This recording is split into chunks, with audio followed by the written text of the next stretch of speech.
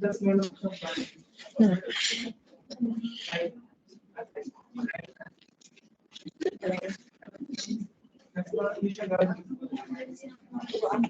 so kain lang kayo dyan. Deductions from gross estate. So, di ba? So, nasa second part na tayo. So, we determine the gross estate, either single or married dissident. So, yung second item is the deductions from gross estate. Medyo madami-dami. Ayan. Okay, so in deductions or allowable from gross estates, so iba yung deductions ng mga resident and citizen dissidents compared to non-resident alien. Remember ulit yung scope din ng gross estate is different from citizens and residents compared to non-resident alien. Remember, sa citizen and residents, they are subject to estate tax, yung mga properties within and without the Philippines. Citizens and residents, di ba? Kapag mga NRA, so only properties within the Philippines lang ang kinukonsider natin. And then kung meron din reciprocity rules, okay, the intangible properties of non-resident alien are not included in the gross estate. So when it comes to the deductions, so we have here the ordinary deductions and the special deductions. Okay. So kung prior to train law, marami pa, no? Marami yung type of deductions, no? Sa mga ordinary deductions. Yun lang naman na bago compared prior to train law, we have the funeral expense and the medical expenses, no? And then for the standard deductions, ayan, yan din yung major changes sa estate tax. Okay, so yun, isa-isayin natin yung mga deductions at yung mga requisites, no, para ma-avail or ma-allow yung deductions. Okay? So let's start. Kumaga, parang naman yung yung requirements, no, both for your citizens saka NRA. Okay, kaya lang for the non-resident alien, meron siyang proportionate lang. So we have to determine the proportion na subject lang for or allowed for deductions. Okay? So, first item, losses, casualty losses. So these are the losses of properties of the estate. Okay? So, di ba na-determine natin yung gross estate, no? At the time of death of the decedent. So, during the settlement of the estate, so ito yung mga nawalang properties o nasira or bumaba yung value ng mga properties during the settlement, which means under the train law, our settlement for the estate tax is within 1 year from the date of death of decedent. So, dapat, okay, para maging deductible yung casualty losses, the losses happen during settlement. So, which means 1 year from the date of death of the decedent. Okay? It includes storms, fire, shipwreck. So, ano yung reason ng mga casualty losses? Act of God, tsaka act of man, which is yung robbery or theft or embezzlement. Okay? So, and should not be compensated for insurance. Example, si decedent yung namatay siya, okay? At the time of death, merong, let's say, property. Okay, let's say resort, no? So, during the settlement, alam mo, namatay siya November 1, 2022. Okay, so the last day ng settlement is November 2023, di ba? So, between November 2023, kasi nangyari nung January this year, no? Nagkaroon ng bagyo, nasira yung property. Okay? From the time of death, the value of that property, let's say, ay 5 million. After nung bagyo, nabawasan na yung value niya. Naging, let's say, 2 million na lang kasi nasira. Okay? So, tapos hindi pa siya compensated by insurance. Okay? So, ang mangyayari dyan, the 5 million value of that property will be part of the gross estate. Diba? Tapos, diba, after the casualty losses, diba, na-reduce na to 3, let's say 2 million yung value. So, yung deductible amount on the part ng losses is 3 million. So, first, we have to include the fair market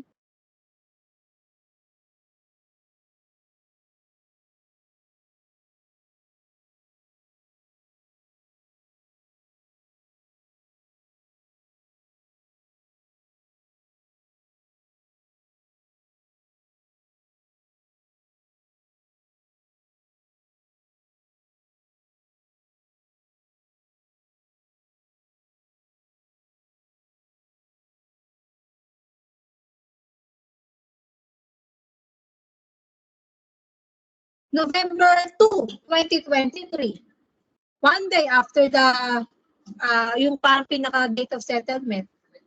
So, hindi natin pwedeng isama yun as losses. Okay? Or kaya naman, ma'am, nangyari yung trahedya na yon before the death of the decedent. So, hindi rin siya kasama. And probably, hindi rin siya kasama as part ng gross estate. Or kumbaga, yung value ng property na yan is not the same, no?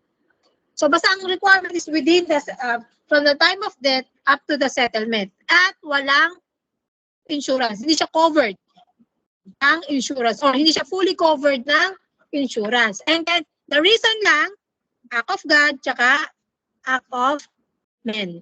O yun lang yung requirement. Okay? As long as yung property na rin na yun na sinasabing nasira, okay, should be part muna ng gross estate. Yun ang isa sa mga requirements. Okay? So, losses. So, kung liliit yung value, no, ng, bababa yung net estate because of these deductions. Pangalawa, indebtedness or claims against the estate. Sino may utang dito? Sino ang debtor dito? Yung decedent. So, prior to the, kumbaga, at the time of his death, may utang sino? Yung namatay. Okay? So these claims against the estate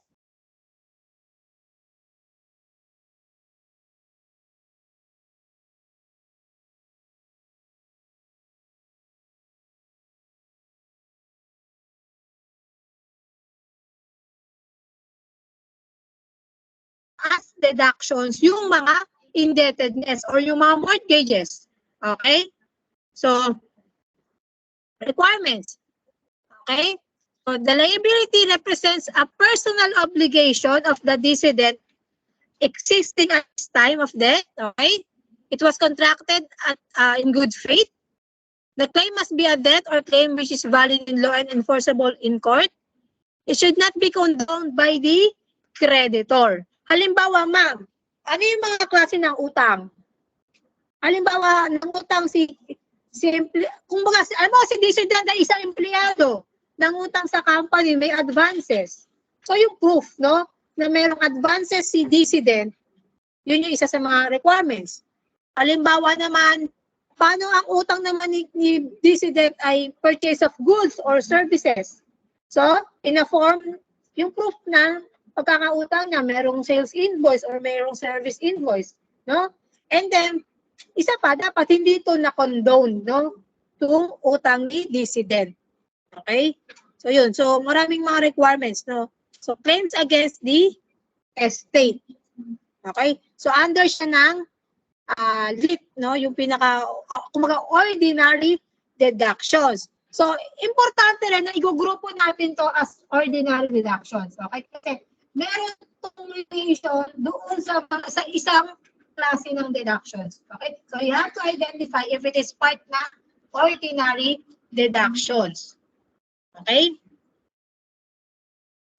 Yan. Taxes or unpaid taxes. Okay?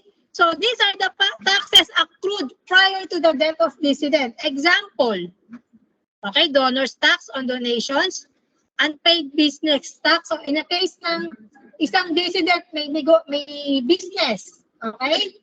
So, prior to his death, mayroon pa siyang mga unpaid business permits or business tax, no? For previous year, na hindi pa nabayaran. Kaya na nag-accrue na siya, di ba? Payable na siya at the time of his death.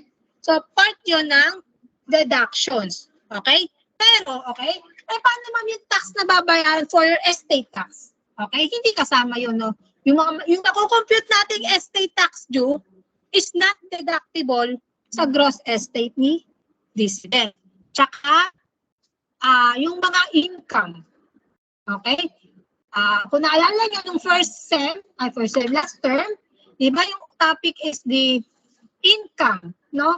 Ng estates and trust. Di ba pag namatay yung isang tao, yung negosyo niya, kumikita pa. So may separate income tax yun. Okay? So, yung tax, yung income tax related to that income from the estate is not deductible dito sa gross estate ni decedent. Okay? So, kung baga yung nag-accrue, okay? Alam niyo naman yung word na accrue, accruals. Hindi ko lang kung natutot na yung yan. Narinig na yung word na accruals? Di ba favorite na favorite niya sa adjusting entries? Di ba? Ano yun? Expenses incurred but not yet paid. Remind ko lang, di ba yung word na accruals? Okay, so these are the expenses or taxes incurred but not yet paid. So at the time of his death, liability ni decedent, so allowed as deductions from the gross estate. Ayan. Nakalimutan naman, ayoko na noon, journal entries yun eh.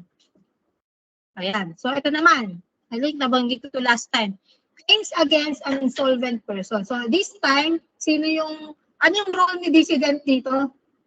Siya naman yung creditor. Okay? Siya naman yung may pautang. Siya lang yung pinautang niya ay already insolvent. Okay? Alam niyo naman yung word na insolvent? Hindi ba? Yan. So ba naririnig yun, ma'am? Financial management, ma'am.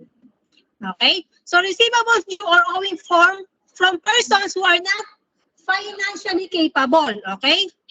These are claims by the decedent during his lifetime that are not collectible. Okay? Ang rule, okay, ang requirements para maging deduction siya, first, yung whole amount of receivables, okay, should be part ng gross estate ni decedent. Okay? Halimbawa, I think na ano ko na dati yun, last time, di ba? Halimbawa, si A yung decedent, may pautang siya. Ito ko meron akong example ng ano. Sige. Nasaan na ba yun? Di ba si A? Si A yung decedent. Okay? So may utang si B. Siya yung debtor. Ang utang niya ay, let's say, 100,000. Okay? Dahil siya insolvency, ibig sabihin wala na siyang kaya-kaya magbayad ng full do yung kanyang utang. Let's say yung kanyang asset ay magkano lang? Pautangin mo ba o dumoble? Okay. Meron siyang 150,000 na utang, na layag na asset. Ang layag niya ay, let's say, 200,000. Okay? Diba? Insolvent na yung tao. So, ang gagawin mo no, ito yung decedent, your gross estate is 100,000. Include mo muna yun. From as part of your gross estate. Yung deductions will be proportion doon doon sa capacity ni debtor. Okay? So out of 150, 150 over 200 times 100,000. Hindi po sakto mo. Kupitin nyo. 150 divided by 200 times. Sakto naman pala. So 75,000. Ano mangyayari? So ibig sabihin, ang makukuha lang o ang makukubra lang o masisingil lang kay B ay ang hanggang 75.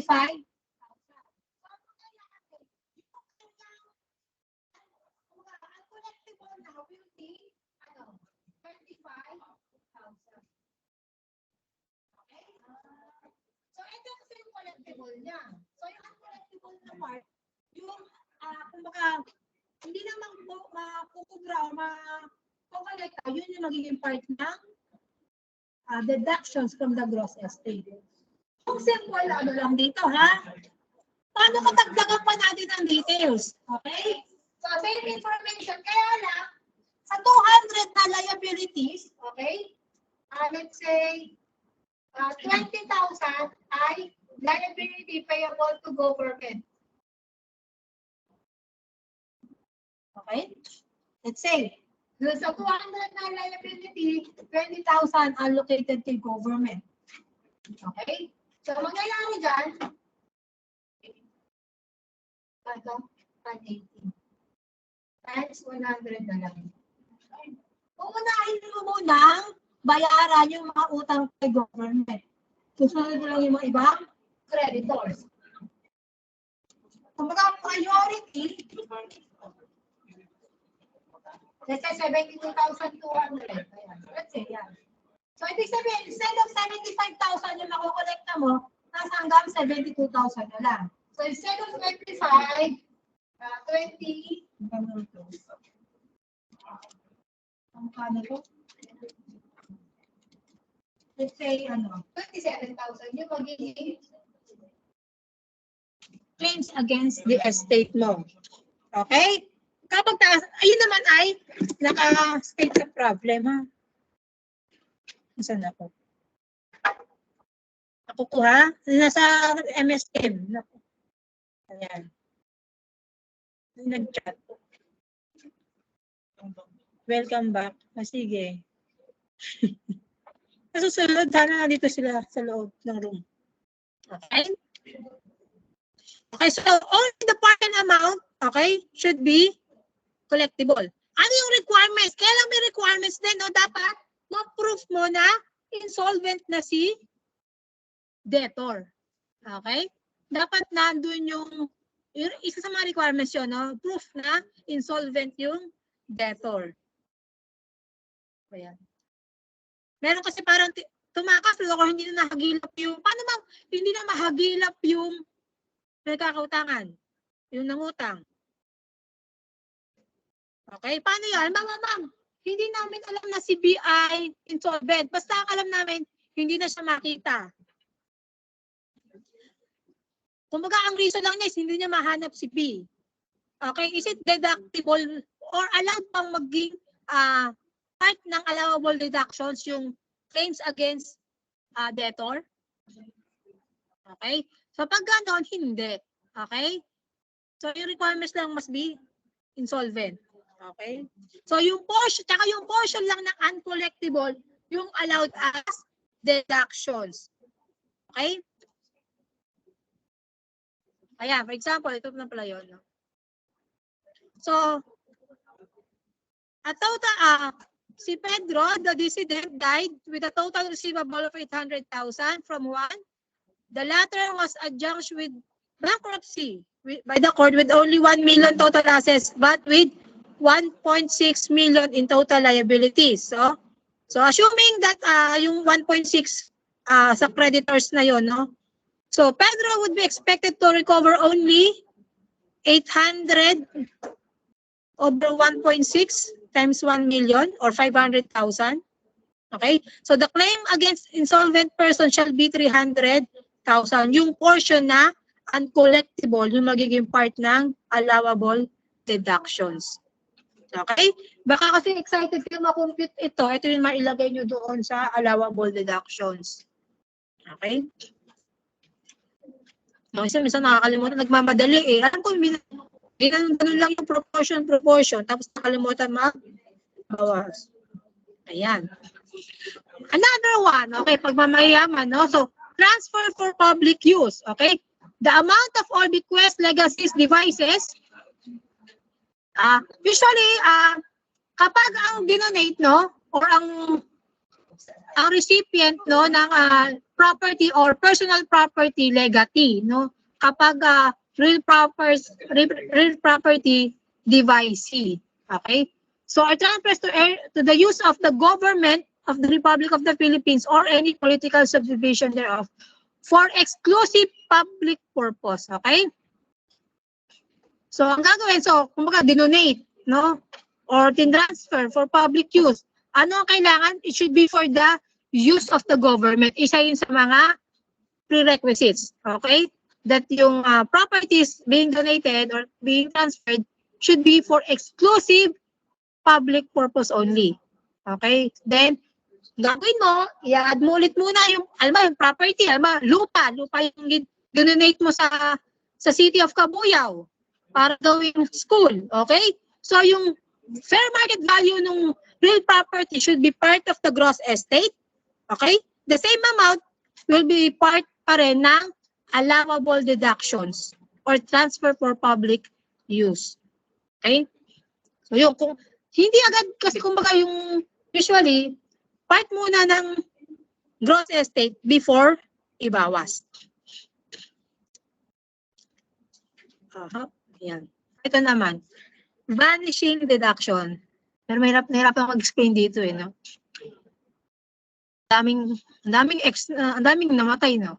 So, it is an amount allowed to reduce the taxable estate of a decedent where the property received by him from a prior decedent or donor by gift or by bequest, device, or inheritance. Okay? Di ba? Kumbaga, merong mga successions or merong different series of transfer either through succession or donation yung isang property. Okay? So, halimbawa, ayan, paano ba to? Wait. Oops. Ayan. Diba? So, nung si A yung, kumbaga, original na owner ng property. Then, donate to kay B. Okay? So, syempre, nung namatay si B, subject yun sa estate tax. However, okay, that same property, no, kumbaga, hindi pa natatapos yung 5 taon, okay, namatay na si B. Okay? Ayan. So ngayon, kumbaga, ma'am, yung tinransfer yan kay B, subject sa donor's tax. Tapos, kumbaga, may series of transfer. Okay? So, dito, kumbaga, parang to reduce the double taxation, magkakaroon ng reduction on the value of the property. Okay? May mga requirements. Una muna, ayan. So that debt, ang dami, no? Present decedent, okay, died within 5 years from the date of death of the prior decedent or date of gift. So, ibig sabihin, dito kanina, balik tayo, diba? Yung pagkakatransfer, let's say si A yung original, no? Yung pagkakatransfer ni A to B, okay, wala pang 5 years. Wala pang 5 years yung na-receive ni B, namatay si B. Okay? Kasi nga, yung property transferred from A to B, either subject to donors or estate tax. So, with less than 5 years, namatay na si B. Okay? So, dito papasok yung vanishing deductions. Okay? Medyo mahabang formula to. Okay? Yan. Identity of the property, okay, with respect to the deductions, okay, ito dapat identified na yung property na, the same property, ito yung na-transfer or na-subject na sa transfer tax, okay, within 5 years. The property must be located, okay, in the Philippines. So, probably, so itong deduction na to, pwede sa resident and citizen at pwede rin sa NRA. So, inclusion of the property, again, before mo i-deduct or maging part ng vanishing deduction, the value, when you say the value, the fair market value at the time of death, okay, yun yung include sa gross estate. Okay? And then, previous taxation, so kung either donation or succession, yung acquisition ng property, dapat bayad yung transfer tax. And then, no vanishing deduction on the property thereof was allowed to the prior estate. So, one time lang itong vanishing deductions. Okay. Say natin, medyo komplikado. Kasi may formula na. Titigan nyo muna. Ano yan? Okay? So, value to take. The lower. Meron agad ano. The lower between the value of the property in the gross estate of the prior decedent or value of the gift and value of the same property in the gross estate of the present decedent. Okay? So, you have to compare the fair market value at the time of his death and at the time na na-acquire yung property, whichever is lower. Okay? So, you have to compare. Magkano yung property niya at the time of his death at magkano yung the same property nung na-acquire niya yon, either through donation or through succession. Okay? Or kung magkano yung pagkakabili ng property na yon. So, yun, lower. And then, less mortgage. Okay? Kung subject or merong mortgage yung property. Ito lang naman kung meron. Okay? Na inassume ni decedent. Okay? Ang requirements para mabawas yung mortgage paid, okay? Yung mortgage within the same property and the mortgage ang nagbayad ay si decedent. Usually, ganun naman yung mga ibang scenario. Halimbawa, sige, ita-transfer sa itong property. Kaya lang naka-loan to, no? Naka-mortgage. Ikaw na magbayad, no? Mortgage. So, ganun yung naging scenario. So, that's, kung baga yung difference nila from the value take to mortgage, less mortgage page, we called it initial basis. So, initial pa lang. Initial basis. Ayan. So, from that, ito sinasabi ko kanina, okay? You have to proportion, okay? So, yung initial basis, ito yon, di ba? Yung na-compute mo dito, yung initial basis. Okay?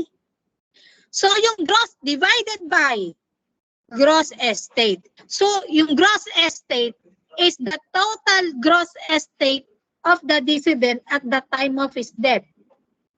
So, bago ka wala mag-compute ng vanishing deduction, you have to determine kung tama yung gross estate ni decedent. Okay? Multiplied by, ito yung proportion, yung LIT. Ano yung LIT? Losses, indebtedness, and taxes. O yun yung mga ordinary deductions. Okay? Plus, transfer for public use, if applicable, no? So, ito yung magiging, ipoproportion nyo dyan. So, yun yung magiging deductions. From that, and then, doon yung final basis. Okay? Hindi pa yan yung pinaka-vanishing deduction kasi meron pa tayong rate. Yung rate, nakabase kung based yan sa period. Okay? From the time na na-acquire ni decedent yung property up to the time of his death, kukunin mo kung ilang months, kung ilang years. Tapos may corresponding tax rate. Yung corresponding tax rate, ito yon. Okay? If na-acquire ni decedent yung property na yun within 1 year, so the vanishing percentage is 100%. Okay, so yan. Unfortunately, this table is not available sa exam. Okay? Sinasabi baka umasa kayo, ha? Hindi po siya kasama sa exam. Ayan. So kung by 20s lang naman na. Ayan, tingnan mo. Titigan nyo muna, no? So yan yung beyond 1 year. Ayan. So yan yung basis ng rate. Hindi pa nga namin maintindihan yung initial basis, no? Yung value to take. Tapos may memorize na namin itong alam ko, ramdam ko nga eh. Hindi pa nga na-absorb yung nasa taas, tapos yung sa baba, yung rate, kailangan pa i-memorize. Diba? So, ayan. Ayan. Okay, ilagay natin kasi ng figures, no? Ayan. So, itong decedent, namatay on December 10, 2018. Okay. So, i-underline natin yung mga important dates, no? Kasi ito yung time of death. date of death, di ba? Ito, thank you ma'am kasi binigay mo na yung gross estate, di ba? 4.5 million. Nasaan na? Ayan. So, importante yan mamaya dun sa pag-compute ng ratio or di ba yung proportion na ibabawas natin sa initial basis. Okay? Ayan. Including a parcel of land valued. So, ito yung property subject to vanishing deduction. At the time of his death, the value is 1.1 million. 1125. Okay? And at the time na na-acquire na yon through succession din, okay, noong October 5, 2015. Okay. Nung time na yon, the value is 937,500. So, yung first step, value to take, whichever is lower, between 1125 versus 937,500. So, yun sinasabing value to take. The value at the time of his death versus dun sa at the time na na-acquire yung property. Okay, whichever is lower. So, ito na yung value to take, 937,500. Okay?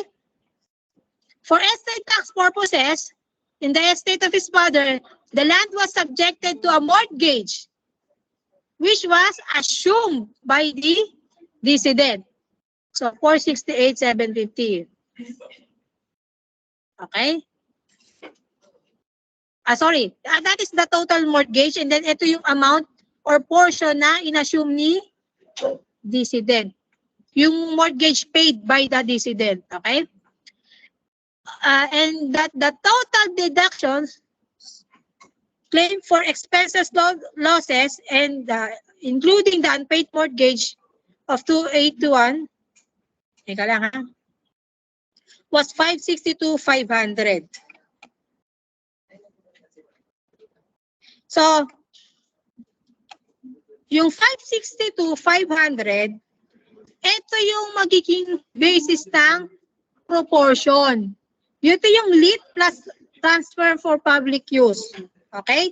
Balikan natin itong formula. Yan. Okay? Ito kanina, yung basis between 1 million versus 937,500. Okay? Doon sa problem, in-state do kung magkano yung mortgage assumed by the decedent. Okay? So, yung gross estate doon sa problem, yun yung 4.5. Yung lit, ito yung sa yung 562,500. Itong ginawa ni ma'am, para saan to? Para malaman mo kung ilan yung period, para saan yung magiging tax rate or vanishing deduction rate. Okay? From the time of death, 2018, di ba? December 10, 2018, kung kailan kinuha yung property, October 15, October 5, 2015. So, ilang taon na yung nakalipas? 3 years, 2 months, and 5 days. Ayan. Alam niyo na kung paano i-compute, di ba? Hello? Ayan. Paano ba? From that time na na-acquire yung property through succession or donation versus dun sa time of death, yun yung ikukumpara mong period. Yung 3 years, 2 months, and 5 days, dito tayo titingin. So, beyond 3 years to 4 years. So, ito ang gagamitin nating vanishing percentage. Based on our, ito.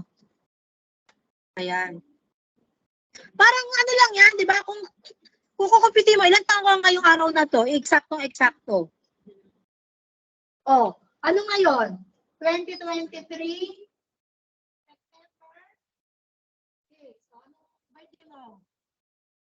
Sino bigay ng birthday dyan? Anong 19? 2,000? 2002, May 4. Oh. Ilang taon si Sir? Oh. Ilang taon to? 21, di ba? 21 ka na ba? Ano kung ano? Oh. Alam mo, minanganak naman na 2015,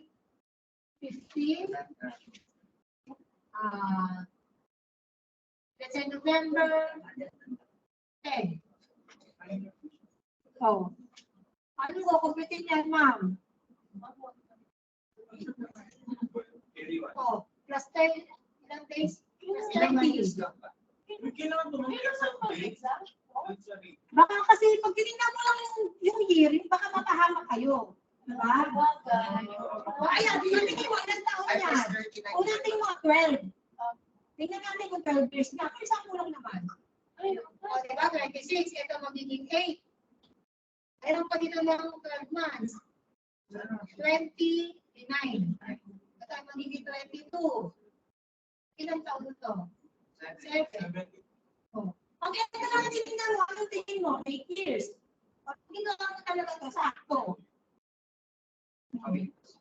Hindi, sila ko lang. Hindi, para mas safe, no? Yung pag tingin natin ng rate. Kasi, between, for example, ito, di ba? So, within 1 year, ibig sabihin, less than, kung mga 12 months, di ba? So, yan yung mga bracket. O, yan.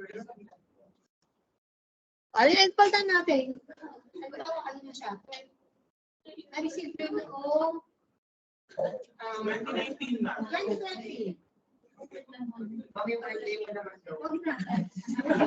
Diba? O, mapapahapon na. Ano to? 3 years. Ano pinupit mo? 2 years. So, iba yung beyond 2 years sa beyond 3 years na natin. Na rate. Ano ba, nakumpit mo hanggang dire-diretso, tama ka, hanggang final phases. Nagkamali ka lang sa percentage. Sayang yung effort. Okay? So, using this, yung value, so 3 years na, beyond 3 years to 4 years, so ang rate niya ay 40%. Lagyan na natin ng computation. So, paano nakuha yan, ma'am? Ayan. Ito yung paano computation niya, di ba? Between 1 million to 937, whichever is lower, ito yung tinake up natin. Okay? Yung 187 given sa problem. Babalikan ko yung problem. Sabi dito, that the present decedent paid 187,600. So ito yung mortgage assumed by the decedent. Okay? Dideduct mo siya. So that is the initial basis. From the initial basis, yan. Kukumputin natin. Yung 4.5 is given naman yun sa problem. Pwedeng hindi. Pwedeng hindi. Okay? And then, multiplied by 562,500. Okay? So, yung ratio na yun, yun yung ibabawas mo sa initial basis. To arrive at final basis, tapos kukumputin mo yung 40%. So, ito yung vanishing deductions. Mahaba, di ba? Kapagod. Parang sa tingin ko, lahat ng board exam, lalabas yung vanishing deduction. Hindi pwedeng hindi dadaan. Tingnan mo yung mga review materials or sa mga sample, merong vanishing deduction pa rin. Oo, madali lang yan. Kaya sasabi ko, yung pag-compute, yung sa percentage, alam ba, tumama ka na dito. Ang nagamit mo, 60%. Yun lang. Mali pa rin. Okay? Yun lang. Sayang yung effort. Okay? Tapos na tayo sa ordinary deductions. The limit, diba? Losses, indebtedness, taxes, transfer for public use, and vanishing deductions. Sabi siya, pagtatapos tayo dito,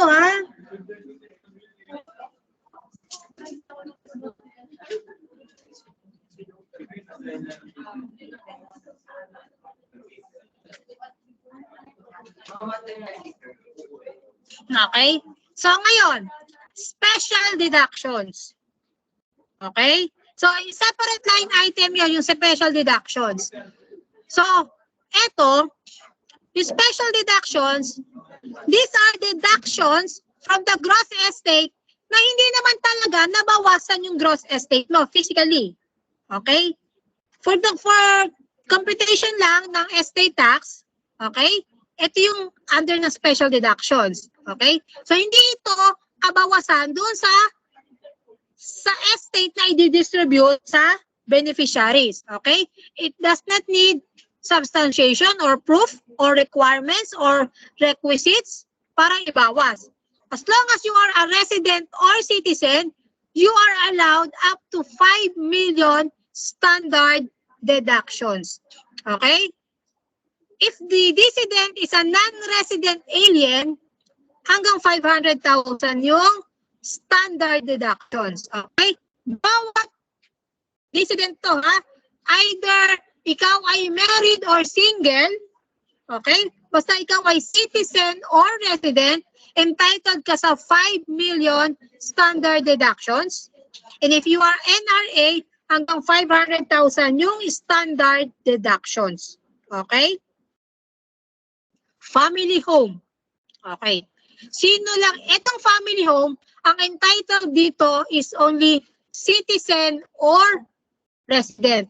Walang family home deduction ang non-resident alien. Okay? So, kailangan ma-identify sa decedent yung family home. Okay? And then, yung, syempre, yung ownership nito. Okay? Kung ito ay conjugal or exclusive. Okay? At sino lang ang entitled to family home? Okay? Hindi lahat ng decedent at hindi lahat ng resident or citizen ay entitled sa family home deductions. Okay? These are the dwelling house, including the land. So, ibig sabihin, the family home, yung land and building, yun yung component ng family home, where the husband and wife or head of the family reside. So, which means, ang entitled, no? Ang entitled lang sa family home ay yung mga married decedent, okay? Saka, head of the family. Okay? So, the total value of the family home must be included as part of the gross estate of the decedent. And the maximum or allowable deductions for the family home declared, okay, is 10 million. So, first requirement, you have to identify kung merong family home si decedent. At pangalawa, kung siya ay married or head of the family.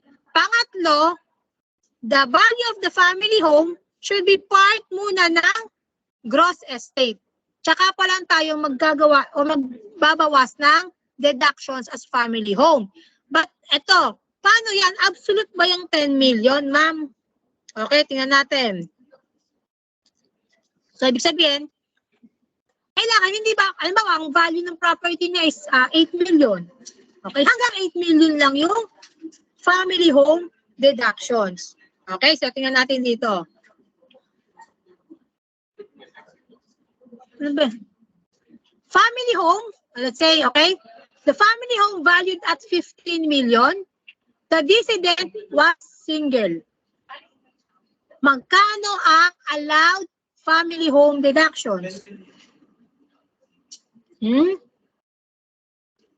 May papasok yata na. Wait lang, may mag-admit ko lang sa kabila. Meron ba papasok? Wala naman. Wala. Balik tayo. Ay. Nasaan na?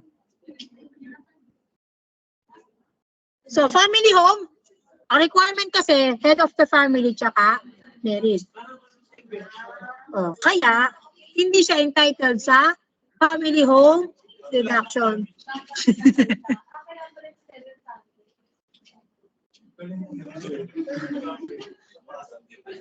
Na-i-connect nyo pa yun? Okay? Next. The family home is valued at 15 million. Okay? The family home valued at 15 million. And it is conjugal. decedent was married, how much will be the actual or the allowed family home deductions?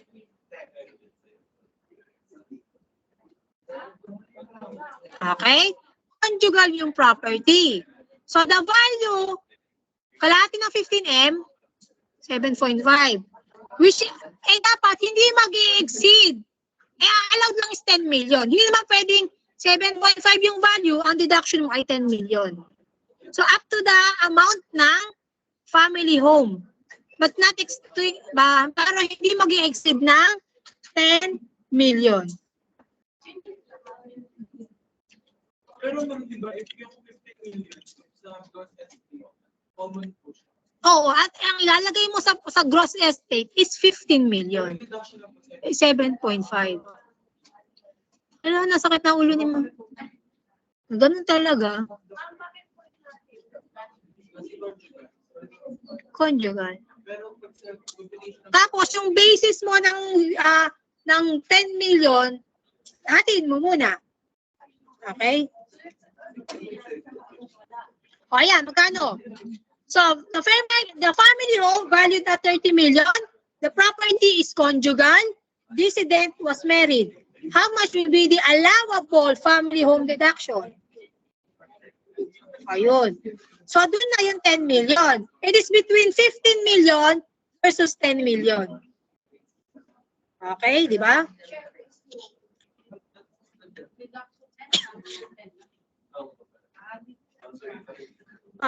Family home valued at 9 million.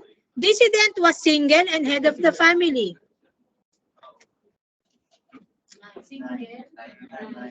Magkano yung allowed family home deduction? 9 million.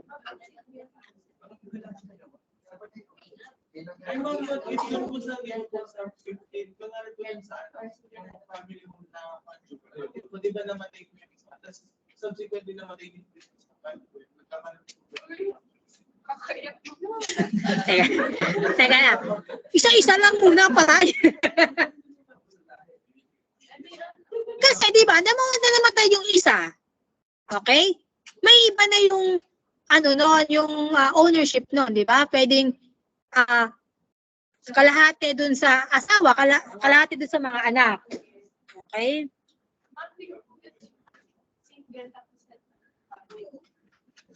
Walang asawa pero siya yung kumbaga breadwinner nung bahay nila.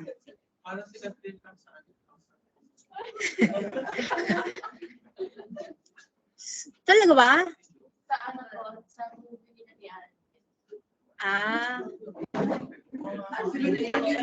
Kaya nga, hindi mayaman naman talaga si Catherine doon na.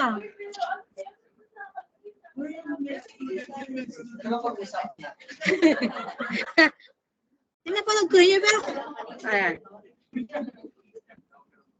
ayan.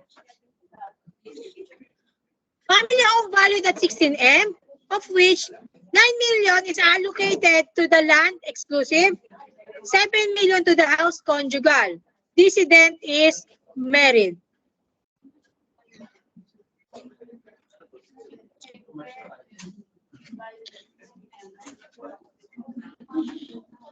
Pwede kasi yung portion lang, yung lupa exclusive, yung building ay conjugal.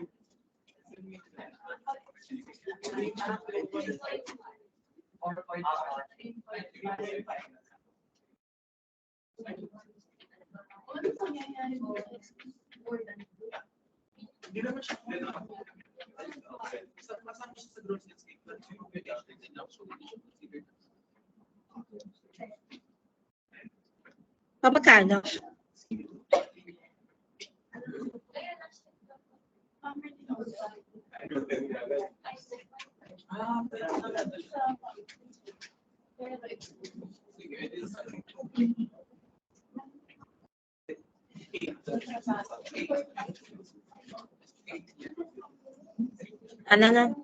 Ano, tumahimik na. Magkano?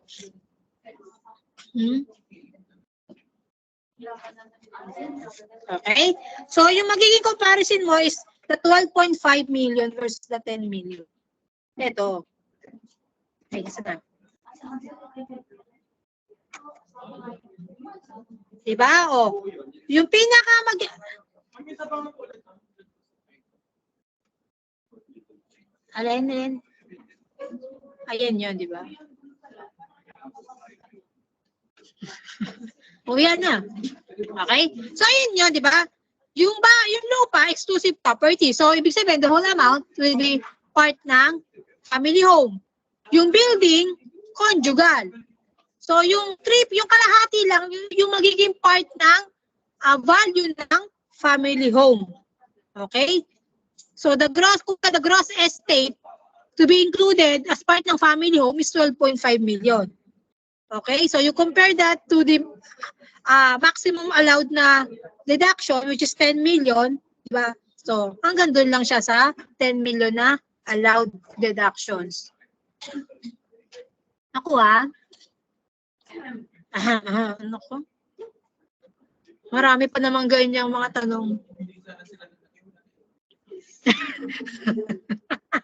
Namatay na kat lahat no? Pinapoproblema pa kami. Okay? Another one, special deductions. So any amount of received by the heirs from the decedent's employer as a consequence of the death of the decedent employee in accordance with RA 4917 is a deduction, no? That amount of the separation benefit is included as part of the gross estate. So usually mga retirement benefits, no, na receive ni decedent will be not part of or will not become subject to estate tax. Ayan.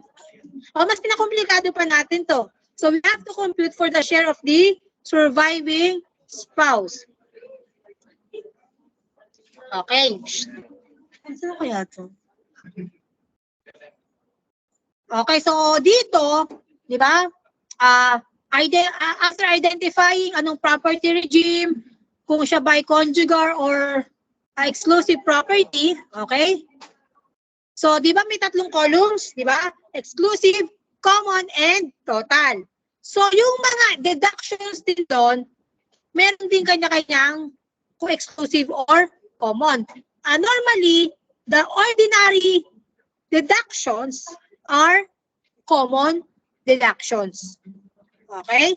So, di ba, nailagay na natin gross estate, exclusive estate, exclusive estate, common estate, tapos total.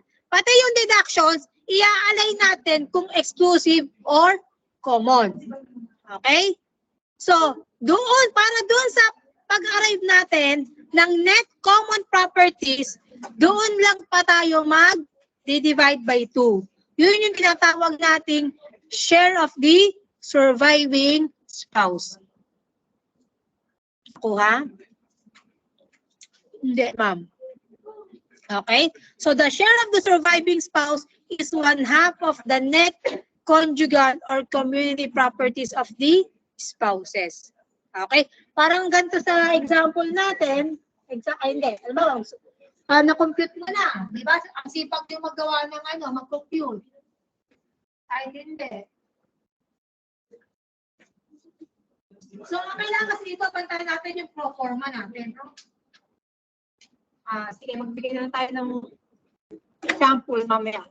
May na para mas maganda to sa Ayan. Example. So, the following relate to the estate of the decedent. The gross estate is 1 million. No, exclusive. 3 million yung total. So, ibig sabihin, 2 million is the common property. So, there are expenses and obligations, the funeral, judicial, indebtedness, and taxes, and losses. Sabi ko prior to train law, the funeral, the judicial, the medical expenses are allowable deductions. Okay?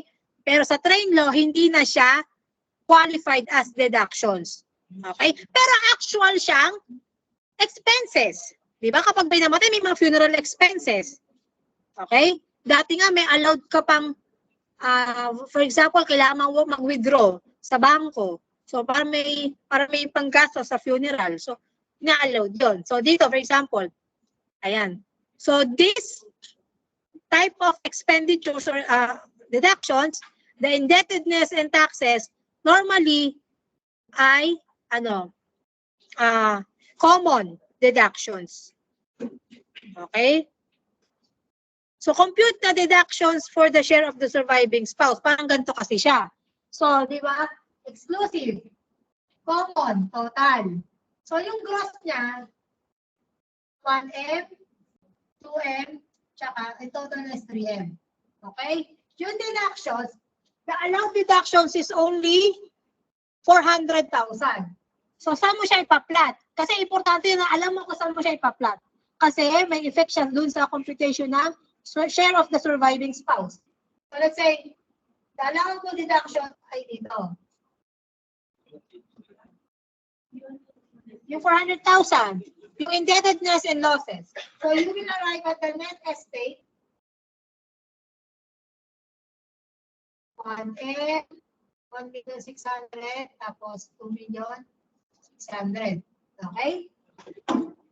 So, dito pa yung standard deductions. Let's say 5M. Oh, negative na siya, di ba? For example lang naman.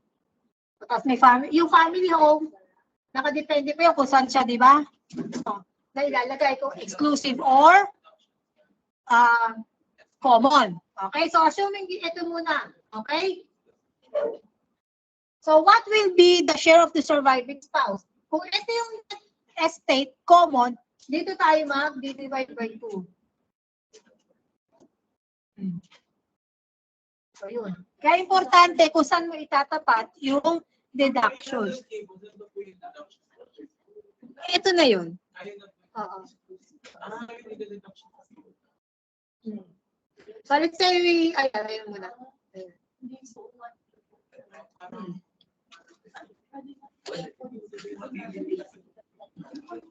Meron i-upload ko yung isa.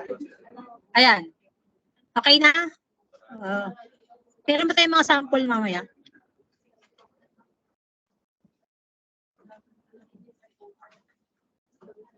Ayan. So, different scenarios na to, different types of deductions. Ayan. Ayan. So, the following selected data were taken from the estate of Antonio Gonzalo. So, claims against an insolvent person, 100% fully uncollectible. Claims against a person who absconded, fully uncollectible, 300,000. Claims against an insolvent person, 20% collectible. How much should be included in the gross estate, and how much will be part of the allowable deductions? Okay? Ano ang dalawang tanong ka? Magkano ang i-include natin? Magkano ang allowed deductions? So yung gross estate ko, for example, sa portion na yan, magkano ang magiging gross estate? Magkano isasama natin sa gross estate?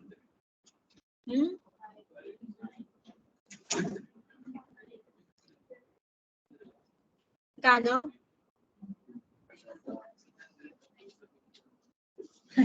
900. Magkano ang deductions?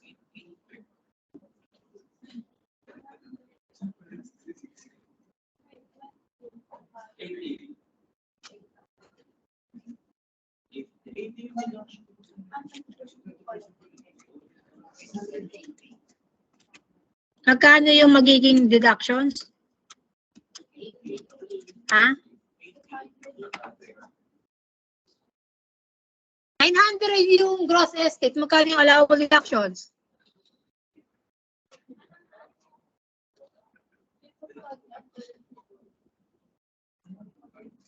Magkano yung total? Hindi, yung total na lang. Kasi, let's say, ayun na yung given kung insolvent or hindi, di ba, yung tao. So, magkano yung allowed deductions?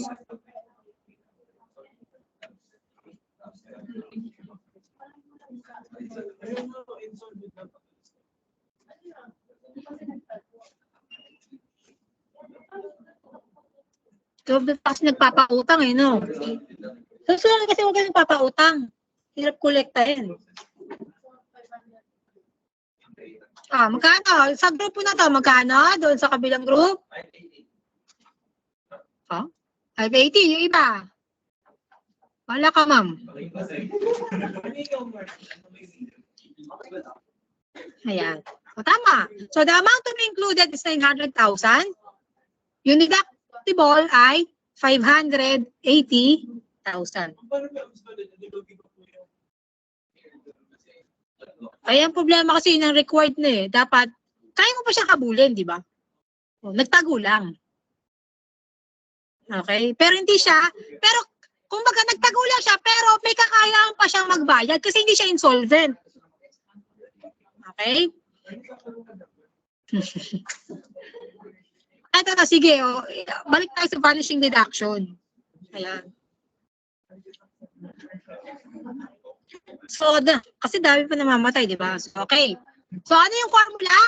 Value to take, less mortgage, less yung deduction. The deductions will be the initial basis over gross estate multiplied by lit and transfer for public use.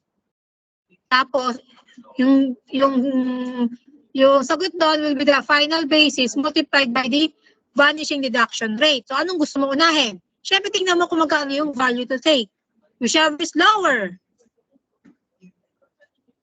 So, namatay yung decedent, single, and head of the family, leaving a family home which consists of a piece of, doble naman yung piece of land, that inherited 3.5 years ago. O, hindi na kayo magkukompute kung ilang taon yung kanilang example natin, di ba? From the time of death, from kung kailan nakuha. So, given na, 3.5 years ago.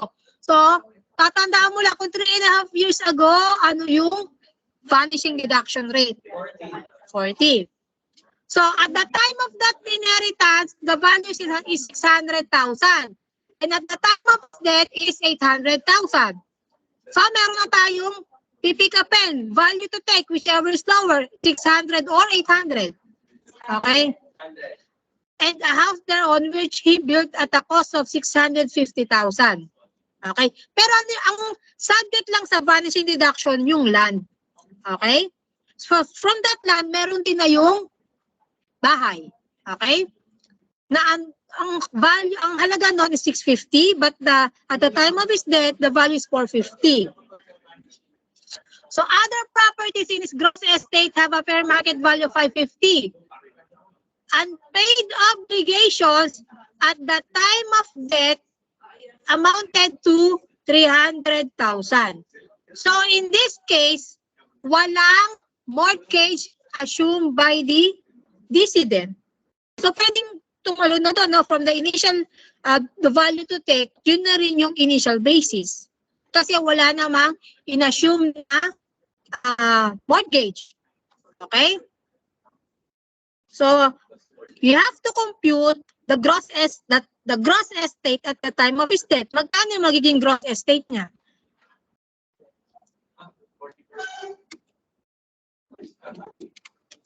You have to consider that. Magkano yung, Ano yung composition ng gross estate niya dito sa problem? Yung value ng land, magkano at the time of his death? Magkano yung value ng building at the time of his death? At saka yung mga other properties niya at the time of his death. Magkano yung gross estate? 1.8 million. Okay? Okay, sige natin kung paano sagutin. Okay. So, the value to take is the lower between 800 to 600,000.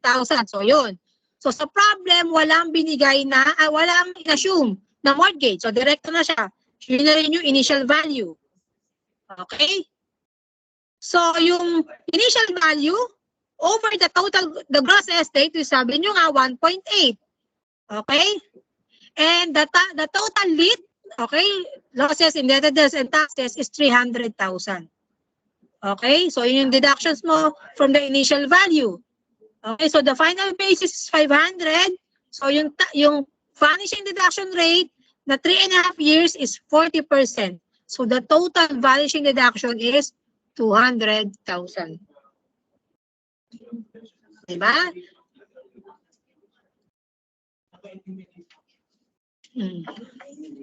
O sige, habang may ano, may magulo, magtanong.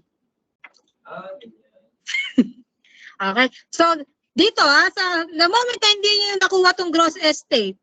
Oh.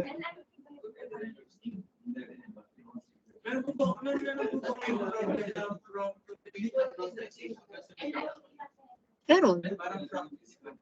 Meron. Sige, sa quiz nyo. Hindi nyo pa kasi nasagutan yung activity 1 and 2, tapos nagre-request na kayo ng ano. Pwede din naman. Sige, pag uwi ko, i-upload ko na. Sagutan nyo muna yung activity, ha? Palibasa ko lang. Oo. Nang. Hanggang gross estate lang. Wala pa to. Oo. At the time of his death. Okay. Pero yung sa taas, yung value to take, whichever is lower. Okay? Oh, nagkakaintindihan ba tayo dito? Walang problema kasi single pa nga din yung example dito.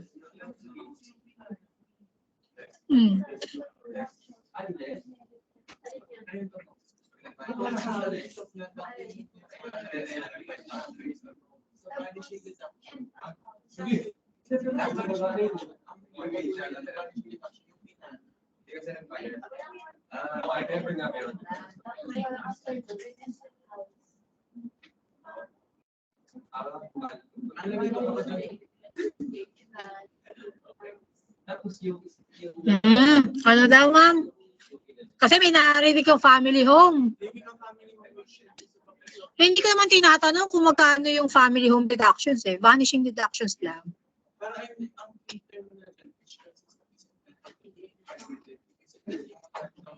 Yung subject sa vanishing deduction, yung minana. Hindi na minana yung lupa. From that, tinayuan niya yun ng building. At the cost of 650. Pero at the time of his death, the value na lang nun ay 450.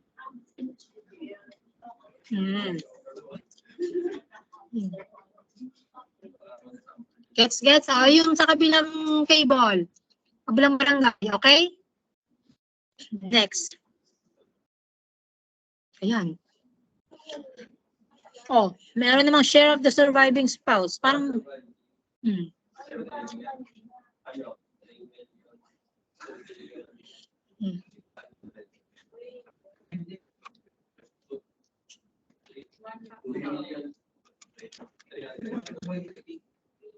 magkano yung share of the surviving spouse?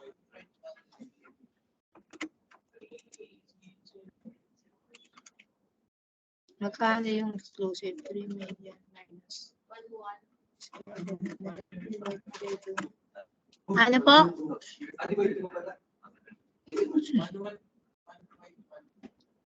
1,150 ba? Ayun. So, diba yung sa share of the surviving spouse, sa column lang tayo ng common. Okay? So, out of that 5,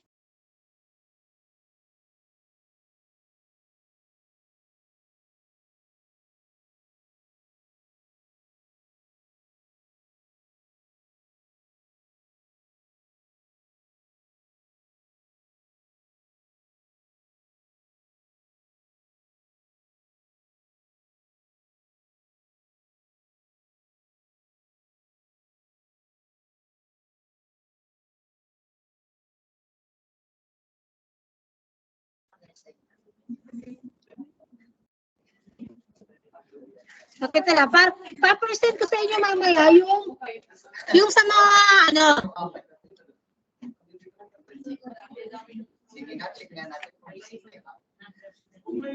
Sino yung 4? Ay, sorry.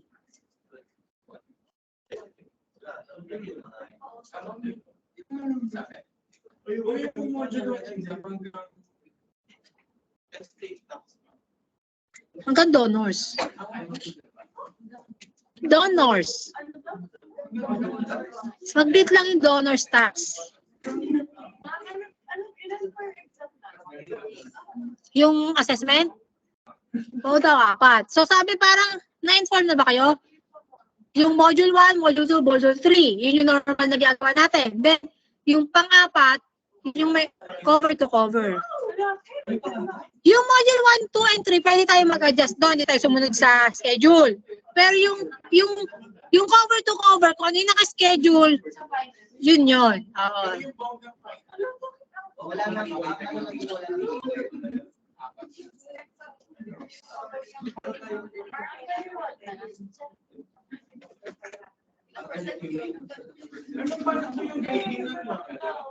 Hindi pa naglalabas ulit. Kasi para sige, normal na yung ready modules 1, 2, 3, di ba? Normal na computation. Hindi pa alam ko saan isisingit yung finals. Noong una kasi, in-incorporate siya sa module 3. Which is unfair naman kung dun i-incorporate yung cover to cover.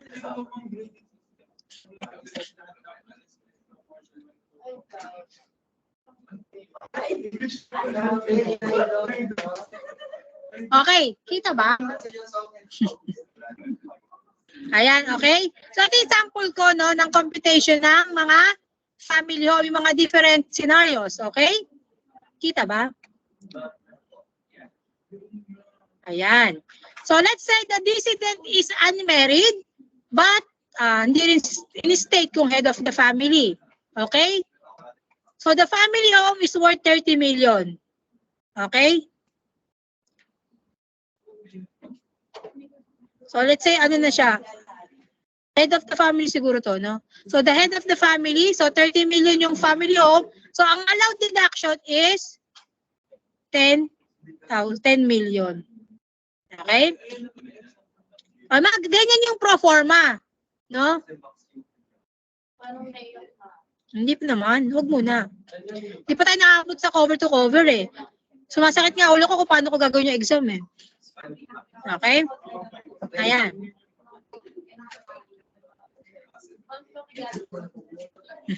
So, ito naman. So, the decedent is married. The family home is conjugal. Property is more than 10 million. Okay?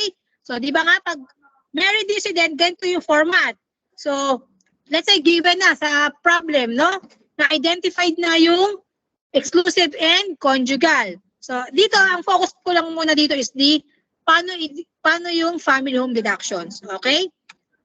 So, the family home is 30 million. Okay? Married and then conjugal.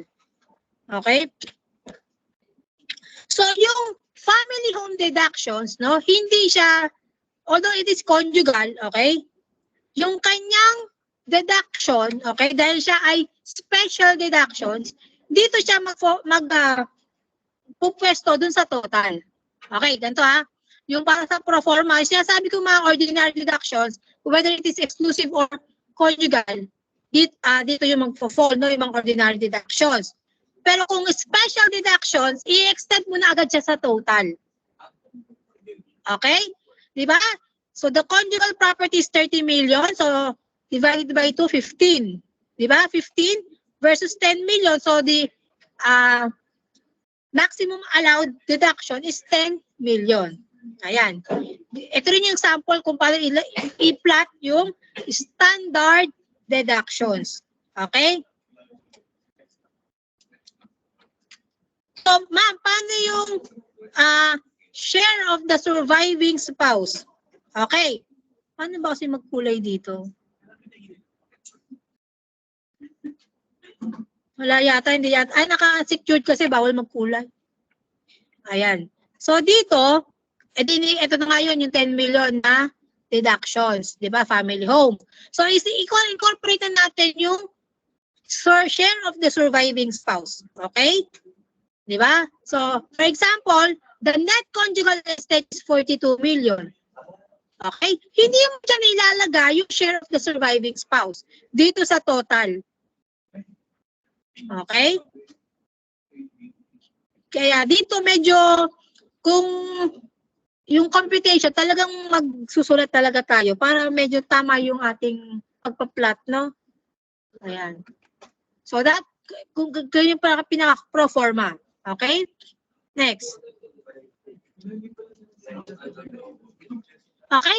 Decedent is married the family home is exclusive property more than 10 million, which is 30 million. Okay, take note ulit. Although the family home is exclusive, the deductions is extended dito sa total. Hindi siya part ng deductions ng exclusive property. Yung, kasi, ayan o, ito to. Diba, ang family home ay exclusive daw. So, nasa column siya ng exclusive. However, the family home deduction, which is part ng special deductions, hindi siya sa column ng exclusive, hindi rin siya sa column ng conjugal, kundi dun sa total mo i-extend yung deductions. Ito. Okay? Kasi maliligaw ka kung parang hindi magalaw yung sa conjugal, hindi magalaw yung sa exclusive. Okay? Ano? Alin po? Ay, given na to, for example, dun sa ano. Hindi, 2 million, for example, may pinanggalingan siya dun sa statement of the problem. Let's say, ito yung mga ordinary deductions na common. Okay? Usually, paano magkakaroon ng ordinary deductions sa exclusive property? Kasi sabi ko nga, most of the time, the ordinary deductions ay conjugal deductions. Kailan magkakaroon ng mga deductions na pang-exclusive? Yung losses, indebtedness, and taxes, normally conjugal. The vanishing deduction, sa tingin mo, exclusive or conjugal? Exclusive. Kasi nga, paano mo, di ba, yung property is acquired through inheritance. So the principal, the property subject to vanishing deduction is an exclusive property. So therefore, yung vanishing deduction is an exclusive deductions. And even the transfer for public use. Okay? Hindi ka naman pwedeng mag-transfer or mag-donate ng property na hindi mo exclusive property. Okay? Kaya pa?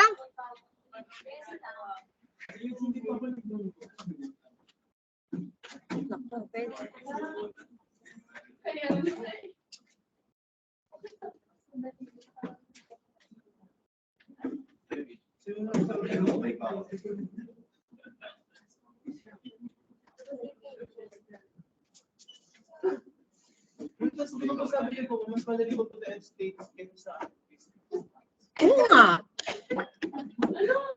Ay, hindi. Sabi ko, mas madali ito kung pwede sa income tax. Oo. Di ba, ang dami lang minimemorize na final tax doon, mga CGT? Oo.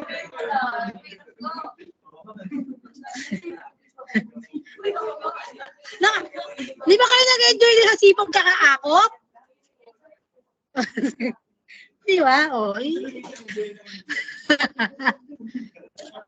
Sabi mas madali ito. Kasi wala masyadong changes. Okay? O yun, tandaan niyo lang yung format nito. I-upload ko naman to. Okay?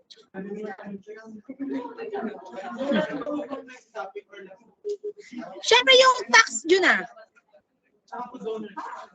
Oo. Kumbaga next week, yun na yung computation ng estate tax due, tsaka mga tax credits. Okay? Tsaka yung paggawa ng itsura ng ng estate tax return. Kasi depende, pero naka-ready na yung donor's tax. Actually, mas madali yung donor's tax. Kasi kung nahirapan, medyo padali na siya. O yan. Kasi nga, inunaw nyo kasi estate tax no? Oh. Kasi dati sa donor's tax inuuna. Donor's tax. Kasi yung business dalawa siya, VAT tsaka percentage. Mas mahirap yung VAT. Okay? Tapos mahirap yung income tax, ang dami-dami i-memorize. Okay?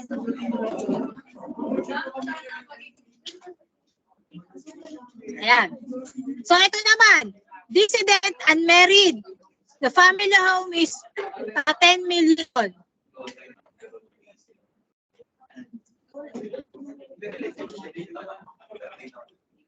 Below 5.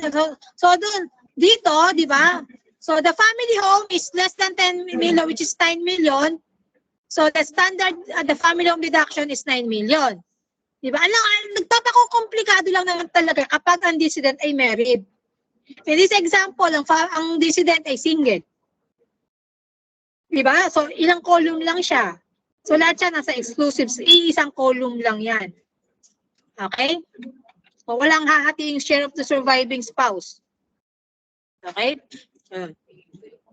Kasi meron ulit dito. Ma'am, ano naman? Balik tayo sa married dissident. The dissident is married. The family home is conjugal. And it is below 10 million yung value. So, which means, in this example, the family home is 9 million, conjugal. Diba? Ito. So, kalahati ng 9 million, 4.5. So, below 10 million. So, the family home deduction is also 4.5 million. O ha? Ayan. Ganun pa. Basta ganyan yung format, tatandaan nyo, ha? So, medyo, pag mga comprehensive problem, eto na yung mga, kayo na mag-allocate kung whether it is exclusive or conjugal. Siyempre, given naman yung kung under sipog or akop. Okay? Hindi, i-extend pa nga natin yan sa susunod no? Within and without the Philippines. Kapag meron na tayo dun sa payable. So for now, dito ganito muna yung presentation. Okay?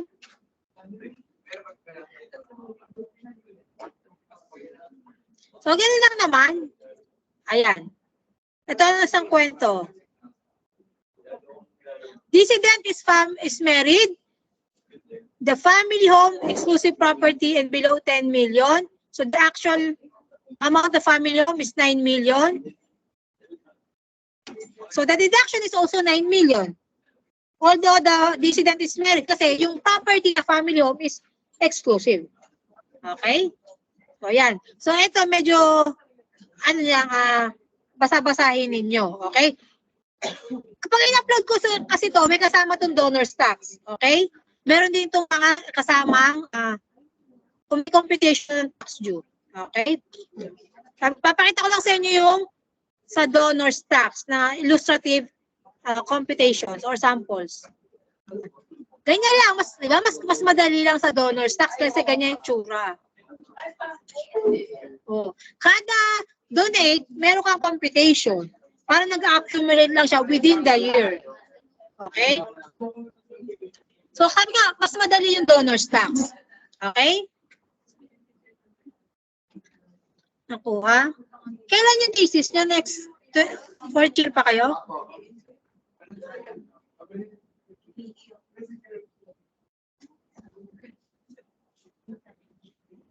Una. Nakukuha ha? Oy, i-upload pakisagutan na sa susunod yung activity 1 and 2 and then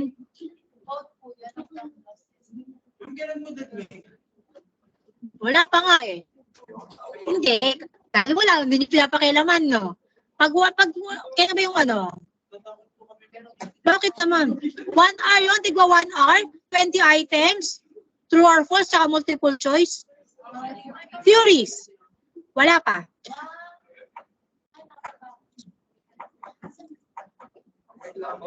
Tama ba? O, 20 items lang siya. Sorry. Ayan, Ayan, downloading, sorry. Theories lang to. Sa susunod pa, yung mahirap. And then, 40 students, wala nang dadagdag, wala nang hahabol. Meron pa bang hinihintay? Kasi, yung para mailagyan ko na ng deadline, para kung wala nang papasok. Yan 20 and 25 pala. Ayan. Madali lang yan. Buksan nyo. May kanya-kanya naman kayo kanvas. Ayoko. Okay? So, yun. Lahat naman na nandito sa room na to, nasa dito, ha? Ayan, ay, ano ko na, napindot ko na. Madali lang yan. O, sige, babrowse natin. Konti. True or false nga lang, ang kulit nito mga to. Ayan, o. Ay, preview. O, 20 items, 60 minutes. Burit mo yun. Ayaw na. Ganyan. True or false? True or false? O.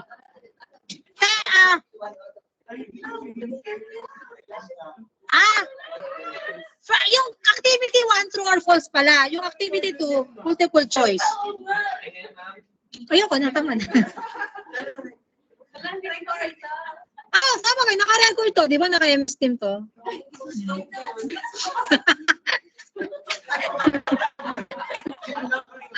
Ay, di ba? Parang nakakatakot kayo pag nag-CPA kayo, Dami nyo ang lulututan, Mapamaraan kayo, Lahat, idadivert mo para lang makalusot, O, yun lang naman. Okay? O, nasa MS Team, 3 na lang sila. Okay? So, yun. Ano pa ba? Wala na. Okay? So, itong mga to, i-upload ko to. Para naman medyo basahin nyo ng konti. Okay?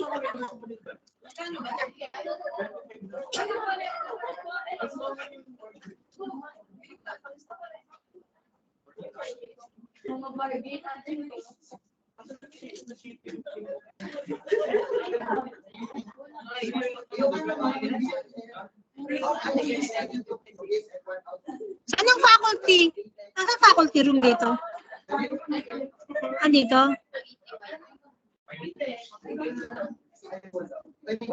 Dito ba yun?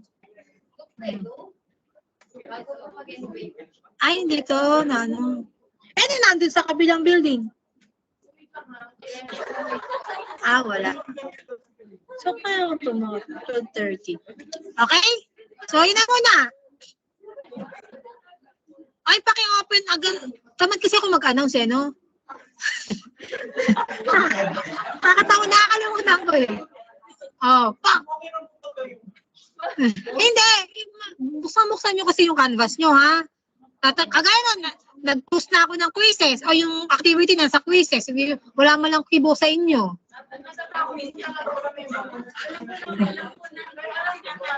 Gala. Bakit nakakain ba yun? Hindi naman, Simple. Hindi, mabait ako. Okay, so yun lang. So, ito ring PowerPoint, i-upload ko rin. Okay? Ayan.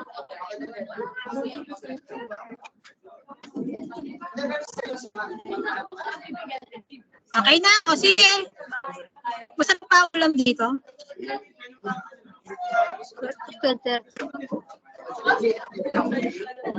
Okay, so stop recording na ako dito. So, yun na. So, tonight, maglalagay na ako ng deadline dun sa activity 1 and 2, ha?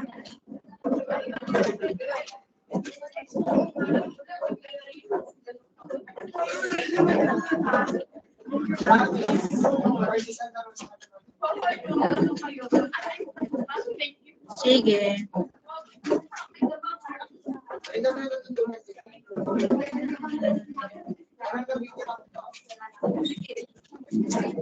Sa exam na lang bawi, Gusto niya?